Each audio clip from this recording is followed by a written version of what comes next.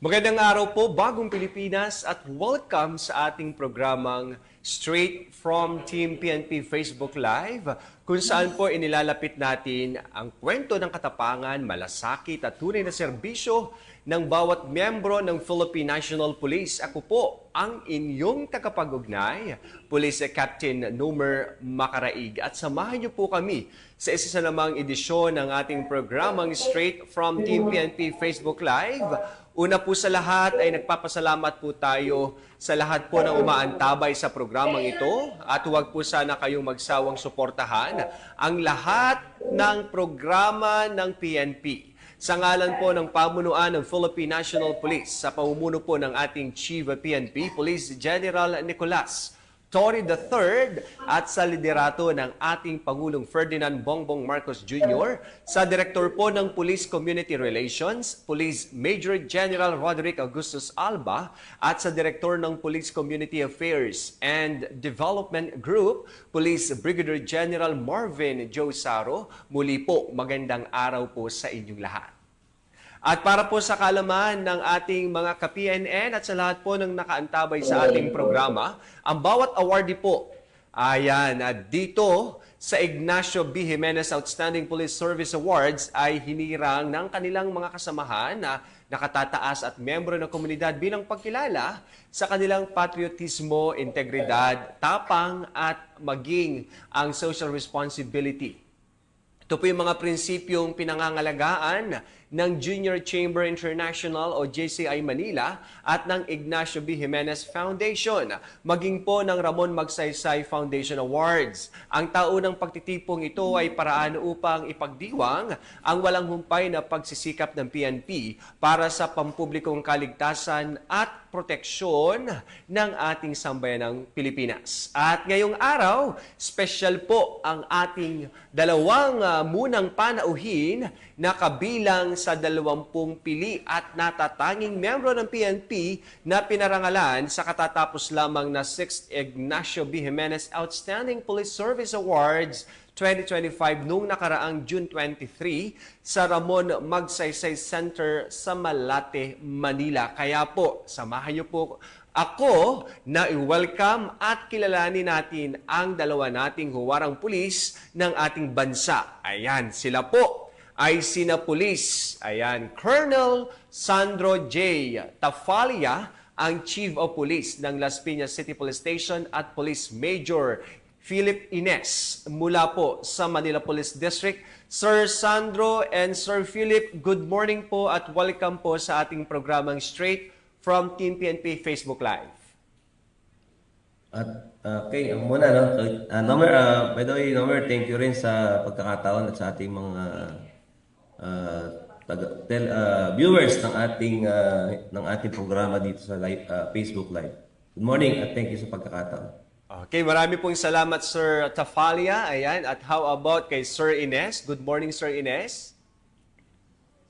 Yes, Sir Maki, isang mapagpalat, kalmadong umaga sa'yo. Ganun din siyempre sa aming idolo. Kaya Sir Sandro Tafalia ng Apole, nagmamalaki namin. At saka siyempre naman yung mga kasama natin dyan sa studio. Muli sa ngalan ng aming punong taga-Timon, Brigadier General Benigno L. Guzman. Ako si Police Major Ines at nakaantabay kami at palagi nakaangat ang aming kalasat para bantayan ang ating mga kababayan dito sa lungsod ng Maynila. Okay, marami pong salamat Sir Ines at syempre sa lahat po ng ating mga kasamahang pulis dyan sa Las Piñas City at sa Manila Police District. Good morning po sa inyong lahat. Ayan, marami pong salamat at ipinahiram nyo po muna yung precious time ng ating dalawang matitikas sa pulis para po sa ating programa dito po sa Straight from Team PNP Facebook Live. Sir Tafalia, maaari niyo po bang ibahagi ang mga naging kaganapan nitong katatapos lamang na Ignacio Jimenez Awards 2025 at isa nga po kayo sa 20 natatanging pulis na kinilala ng prestihiyosong awards na ito? Yes, Nomer, ang nakaraang linggo, nagkaroon tayo ng parangal kung saan ito ay natinan ng ating TDCH, Pangulo ni Major General Jose Melencio Santatis Jr. He represented our PNP who has important activity during the time.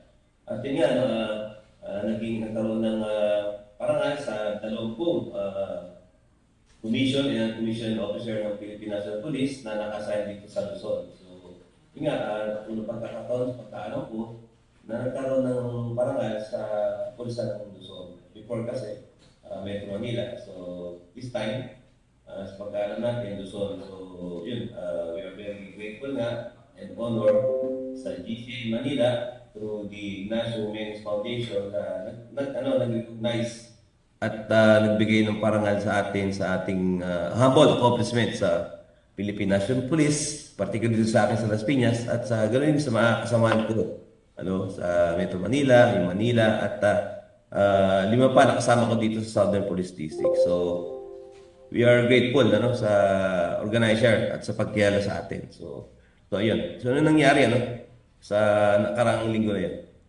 But prior to that, ito pong mga interview, deliberation, at meron din po tayong firing before po igawad sa ating parangal. So yun po, number. Okay, maraming salamat po Sir Sandro at nakakatuwa naman sir na meron pong isang tulad ng JCI at Jimenez at Ramon Magsaysay Foundation po na kumikilala sa husay, tapang, integridad at galing po ng ating pambansang pulisya at sa pagbibigay po ng pagkilala. At ito po ay magsisilbing inspirasyon at motivation po ng bawat pulis para mas pagbutihin pa natin ang ating pagbibigay serbisyo sa ating mga kababayan. And kay Sir Ines naman po, Sir Ines, maaari niyo po bang ibahagi, dahil alam ko po sir, marami po ang mga na-nominate, marami po ang mga na-recommend, marami po ang nagpasa ng kanilang mga folder at ang kanila pong entry, pero 20 lang po ang napili. Sir Ines, maaari niyo po bang ibahagi sa ating mga tagapanood ano po ba yung mga naging aktibidad po ninyo dyan po sa Metro Manila, dahil alam naman po namin kung gaano po kayo kahusay at kagaling na pulis. Bahagi lang po natin kung ano po yung mga naging accomplishments po natin, sir. Yes, Romer, nakita nga natin yung pagkilala sa ating nanay, nakakataba ito ng puso. Unang-una, nakakaboost ng moral sa atin bilang pulis at nakikita natin, na-recognize nitong mga grupo na ito yung mga naigagawa natin. At patuloy natin pinapanawagan ito sa ating mga kasamahan na patuloy natin na gumawa tayo ng tama ayos sa ating trabaho. At unang-una, palagi natin tignan ano ba yung kaya nating maibigay sa organisasyon at hindi yung ano yung mabibigay ng organisasyon sa atin. Darating ang panahon na Sir Nomer na igipas din tayo. At pag dumating yung pagkakataon na yun, makatitig tayo ng diretso sa salamin. Masabi man lang natin, nagawa natin yung parte natin na nasa servisyo tayo. At pagkitin ko na lang din, siyempre sabi ko, dito sa Timbulan ng Laya at Diwang Dakila, talagang maraming kaganapan. Ito yung sentro ng komersyo, sentro ng ating bansa. Kung saan nga, ito nga ang kita natin, walang markadong pula, ang kalendaryo ng mga pulis Maynila. Tuloy-tuloy. Ngayong alas 10 ng umaga, magkakaroon kami ngayon dito ng destruction ng non-evidence ng mga terminated cases dito sa harapan natin, dito sa MPD mismo. At nandito rin yung executive judge natin ng MPC Manila para mag-witness sa gagawin natin. Ayun, talagang busy po palagi yung ating mga kasamahang pulis dyan po sa Manila Police District at alam po natin at ramdam po talaga natin sir ang inyong kabisihan ngayon dahil na-monitor din natin sa social media yung inyo pong tulong at assistance sa buong local government unit po ng Manila sa pagsasaayos po ng ilang pong mga lugar po dyan. Kaya saludo po kami sa husay at galing ng ating mga pulis dyan po sa Manila Police District at sa lahat na po. At ganun din po, for sure, ang siste ng ating mga pulis dyan po sa Las Piñas City Police Station. Talagang hindi rin din po yan nagpapahinga. 24 oras din po silang tumutugon at nagbibigay ng assistance sa ating mga kababayan. Sir Sandro, kamusta po dyan sa Las Piñas po ang ating pong istasyon dyan at ang ating mga kababayan? Yes, again, thank you, Nomer. Sa Las Piñas naman, Nomer, alam naman natin, dito sa southern part ng Metro Manila, lalo Las Piñas, kung saan kami ay within the boundary of Cavite, kami po yung bandang dulo na, ay still kami isa sa pinaka medyo tahimik na syudad dito sa Southern Manila. At kasi nga, dahil na rin po sa mga programa pinapatupad ng ating Southern Police District, of course, align ito sa utos ng ating Chief PNP. Lalo na ngayon, kung saan ang ating police ay mas lalo naging alerto, no? Nasa kalsada sila at sila is strategically positioned to respond to any eventuality. Kaya naman, nami-maintain natin yung peace and order dito sa Las Piñas. At yun nga, at isa pa rin, no? Dahil sa nakaraang eleksyon, nag-iisa sa mga peaceful election dito. So yun, so masasabi natin Las Piñas ay nasusustain natin yung maintenance ng peace and order dito. Of course, sa tulong na rin natin ng LGU at ating mga stakeholders, no?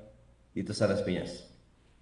Okay, marami pong salamat at yan po ay isa rin po sa inyong tugon sa tagubilin ng ating mahal na Chief PNP Police General Nicolas D. Torre III, yung pong kanyang program trust, yung mabilis na pagbibigay serbisyo sa ating mga kababayan. And speaking of award, ito sir, itong ating Ignacio B. Jimenez Award. At alam ko sir, ay hindi lang ito yung mga award na na-receive po ninyo kay Sir Ines at kay Sir Sandro. Napakadami pong mga award ang inyo pong na-receive. Sir, matanong ko lang po bilang isang alagad ng batas para rin po sa kabatiran ng ating mga kababayan, ano po ba yung mga nagsisilbing inspirasyon ninyo para magpatuloy po at magbigay serbisyo at ehemplo sa ating mga kasamahang pulis? Unahin ko po si Sir Sandro. Yan, tama ka, no? Ito pong JCI Manila Awards, through Ignacio Jimenez Foundation. Ito po ay unang-una kami po ay recommend ng mga kakilala ng mga dating party at active member ng JCI dito sa Metro Manila, lalo sa amin sa Las Piñas, kung saan kami po ay sumailalim sa interview at nagbigay din po kami ng mga humble accomplishment namin as a stint of Chief of Police at gayon din po yung mga nakaraan naming assignment. No? Of course, naging pagdating sa accomplishment, nakita rin po nila na ang Las Piñas City ay marami rin po siyang accomplishment at isa rin po kami sa pinakamababa na index crime during the previous year at saka yung current year. So aside from those accomplishment, no, nabanggit mo kung ano yung amin naging susi dito. Ako naman, sabi ko lagi, wala akong bagong programa. Ang akin na pong ginagawa is yung normal police duty kung saan ginagawa natin ito consistently, through giving of honest, good example, good leadership. Kasi naniniwala ako na ang mga tao natin talaga tinitingnan tayo mga opisyal, yung ating ginagawa, yung ating sinasabi. Yun, nag-inspired ako sa kanila at binibigay ko sa kanila yung akin lahat ng support. When you say support, gaya sabi natin sa PNP, yung moral and welfare. So, bigyan natin yung mga kailangan nila, logistic, action plan, and leadership. Kasi, naniwala ako na pag kaya bigyan natin sa tao natin, they are inspired to do yung kanilang task na binigay sa atin. Sabi nga nila, kailangan na mag-inspire ka sa kanila, para matupad, ma-accomplish yung mission. Isa rin po kami sa Las Piñas na for the past 1 year, yung aming po 10 most, top most wanted. Meron po kami sa aming top most wanted monthly na 10 yun. So for the past 1 year, na 100% nahuli po natin yun na yung ating top most wanted monthly. So, yun, isa rin po yung nabigay sa atin ng isang malaking impact. At isa lang.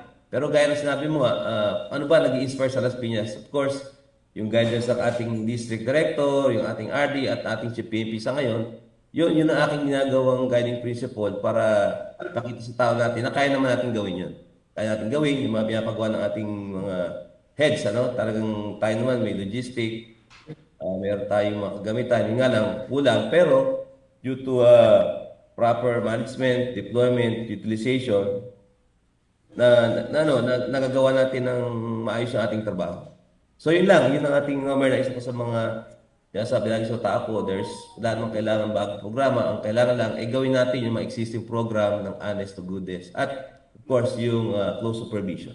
Ayun, talagang idol na idol talaga natin si Sir Sandro. At kita at ramdam po ng ating mga kasamahang pulis at ng ating mga kababayan dyan sa Las Piñas, Sir, ang serbisyong ipinagkakaloob po ng ating kapulisan dyan. At yun po ay dahil na rin po sa tulong, suporta ng ating local government units at maging ng ating mga stakeholders sa inyo pong nasasakupan. And syempre, ganun din po, for sure, ang inspiration ng ating tagapagsalita ng Manila Police District, si Sir Ines, dahil napag-alaman din natin na si Sir Ines pala ay napakadami rin ng designations. Hindi lang po siya ay PIO dyan sa Manila, siya rin po talaga ang punong abala kapag po may mga hostage negotiation dyan po sa inyong nasasakupan. At si Sir Ines din po ay regular din po natin yung host dito po sa programa ng PNP, ang Sumbong Nyo Action Agad. Sir Ines, kamusta po yung inyong mga programa at advocacy dyan sa Manila Police District na kung saan ito po ang naging susi rin para po kayo po ay kilalanin bilang Ignacio Jimenez Awardee, Sir Ines? Yes, Sir Nomer, nakita nga talaga natin, katulad ng binigit ko kanina, wala talagang buwang markadong mula sa kalendaryo ng mga Police Manila. Talagang nandito yung sentro ng gravity natin, kung saan nga, dahil ako yung spokesperson dito at ang CPIO, inaangat natin yung imahe ng ating kapulisan at ipinapakita natin yung magagandang mga nagagawa ng ating mga pulis. At marami talaga tayong mga pulis na gumagawa ng tama at mayroon tinatawag natin malasakit at passion sa kanilang ginagawa. Yun ang ipakita natin sa ating mga kababayan. At katulad nga ng magiging nga niya Sir Sandro kanina, marami tayong iba't ibang strategiya ginagawa dito. At nakita natin dito, Sir Nomer, na hindi nagkamali ang pamaluan ng Manila Police District sa mga iba't ibang strategiya ito. Saan nga pa nakikita natin yung mga pinapagtugma natin statistika ng mga krimen linggo-linggo, ay nakikita natin na talaga may pagbaba. May kaganapan dito sa lungsod ng Maynila kung saan alam naman natin na napakarami ng tao ng lungsod ng Maynila, mahigit 2 bilyon. So, ganun karaming tao, talaga may mga mangyayari. At kung hindi namin napigilan ng krimen, nakikita naman natin napakataas ng aming crime solution efficiency. Ibig sabihin lang ito, kung may mangyari krimen, nasusolvagan natin. At yung mga nagtatago sa batas, nakita natin na ang dami natin accomplishment dyan. At ganun din yung mga iba-iba ba nating mga anti-criminality operation. Nakikita natin yan everyday. Kini-check ko yan, everyday tinitignan natin yan. At doon nakikita natin kung saan ba talaga matutungo yung ating mga ginagawa. At nung nakarang linggo, bilang ako yung duty officer, nag-inspect ako doon sa ating mga area dito sa Maynila. Nakita natin yung dedikasyon ng mga pulis natin na talagang pag sinabi natin yung ganitong oras na response, nakita natin na andyan agad.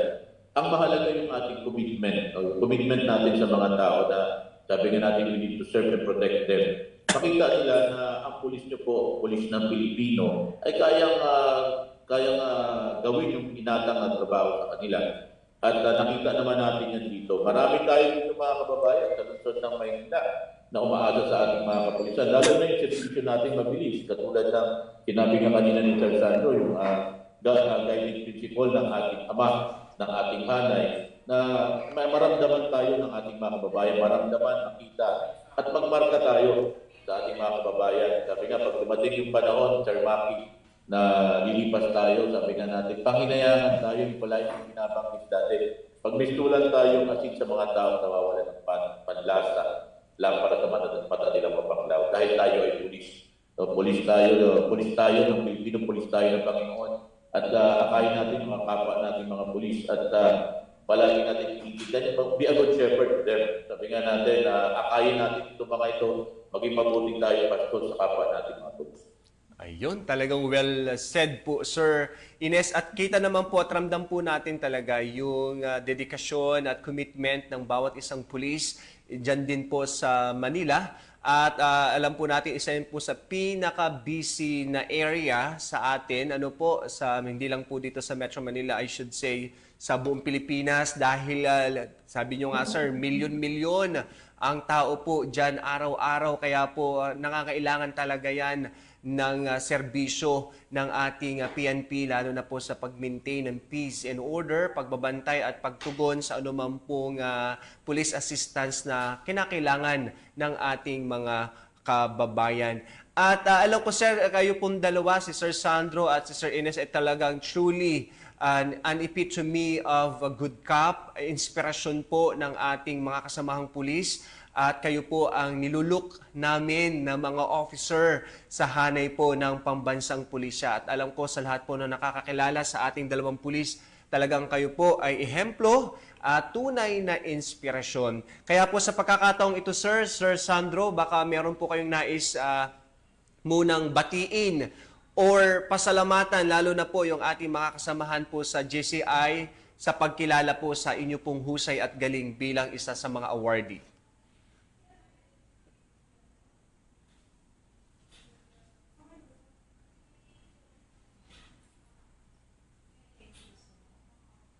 Okay, yes, Nomer. Of course, samantalahin ko na rin, no?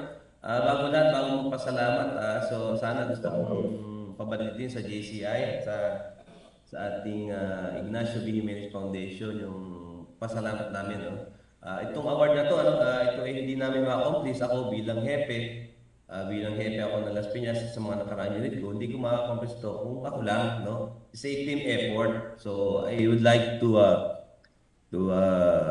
dedicate this award sa aking mga subordinate, sa aking mga opisyal, simula sa pinakamaliit, pinakamalaki, hindi namin ma-accomplish nang wala silang participation sa team effort. Of course, rest assured na sa GCI Manila na it will serve as an inspiration sa amin na gumawa, papatuloy pa yung magandang gawain ng Las Piñas Police at sa PNP as a whole, So it will serve as inspiration. At gusto natin pasalamat sa ating mga, of course, sa ating mga senior officers, sa ating District Director, Police Brigadier General Randy Arceo, sa ating Regional Director, Police Major General Anthony Everin, of course, sa ating Chief PNP, na dati rin natin nakasama sa Quezon City Police District, si Police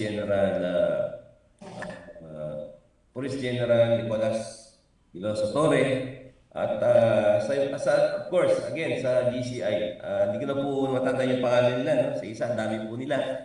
So maraming salamat at sana po ito ay magsilbing inspirasyon sa iba pang mga pulis, regardless of their rank, na mayroong taong, may mga organisasyon out of the PNP na tinitingnan tayo sa ating mga kilos. Ito is a prestigious award. It came from the private, non-government organization kung saan bibigyan nila tayong pahalagan.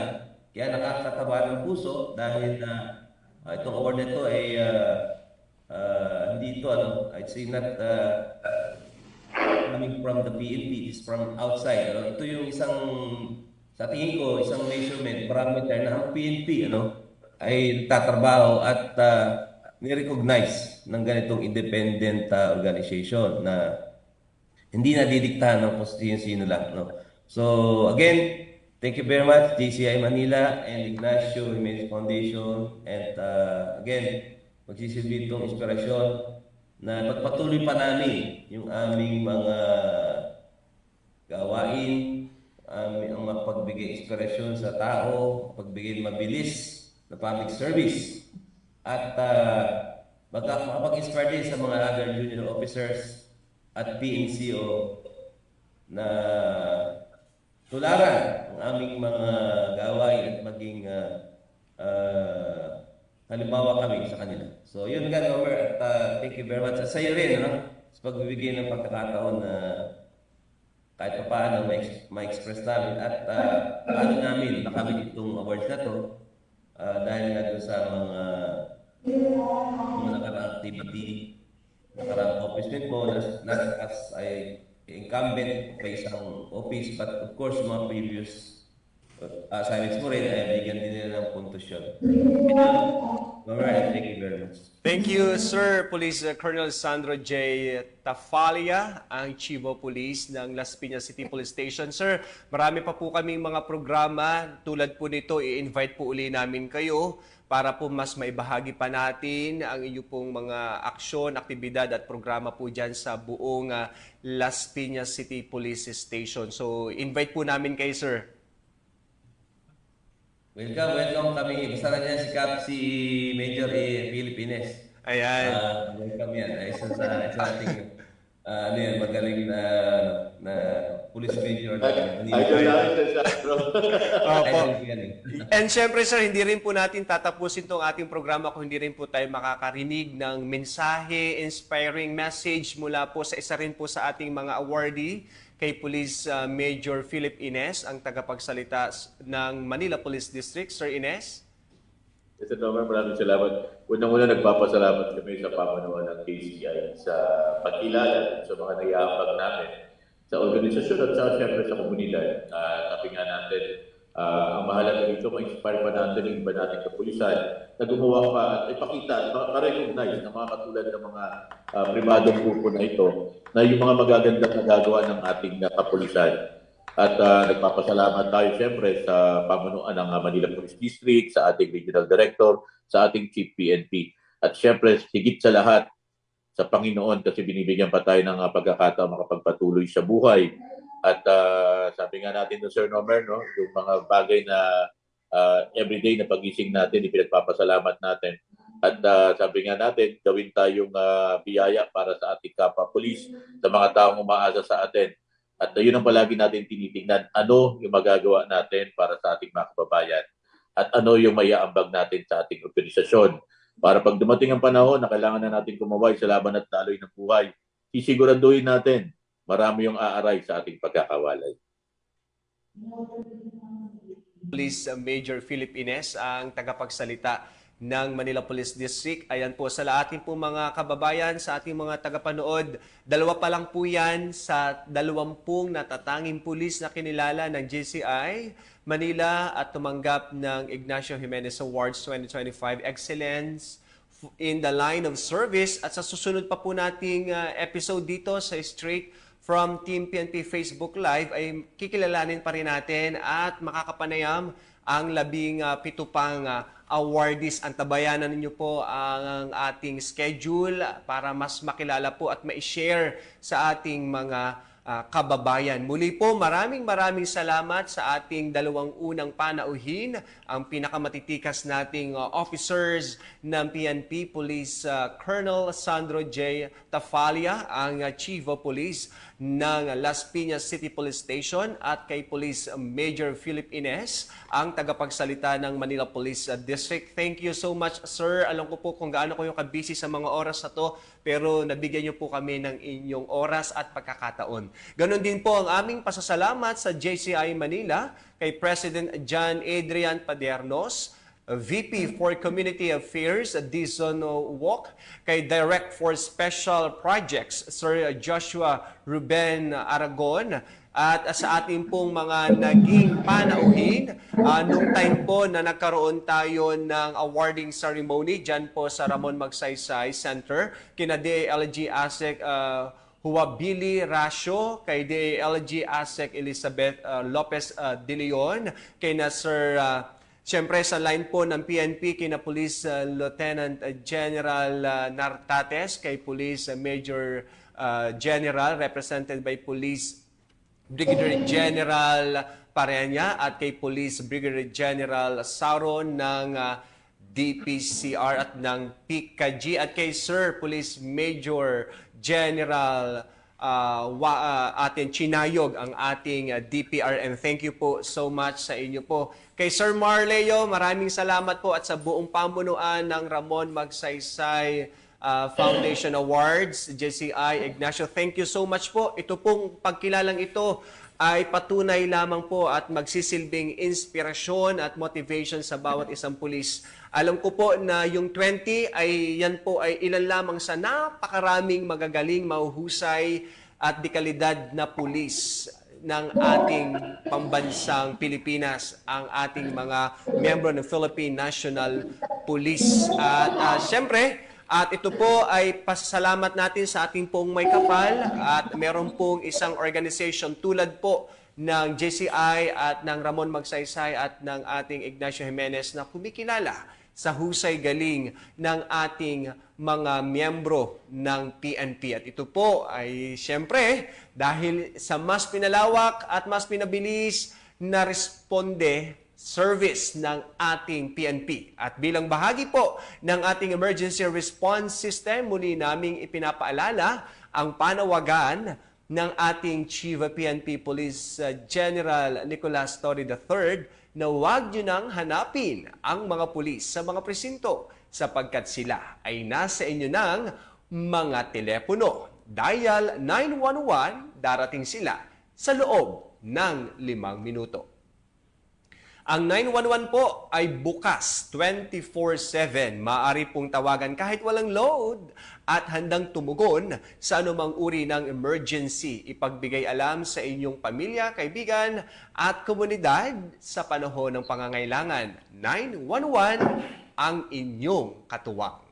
Muli po maraming salamat muli sa ating dalawang panauhin kay Sir Tafalia at kay Sir Ines. At mula po dito sa tanggapan ng tagapag-ugnay ng Pambansang Pulisya, sa ngalan po ng aming Director, Police Brigadier General Marvin Josaro, ako po ang inyong tagapag-ugnay Police Captain Nomer Macaraig at magkita-kita tayong muli para po sa susunod na kwentuhan, talakayan at napapanong impormasyon. Kasama pa rin ang ilang pa nating mga JCI awardees. Dahil dito sa Bagong Pilipinas, ang gusto ng pulis, ligtas ka. Ito po ang programang Straight from Team PNP Facebook Live.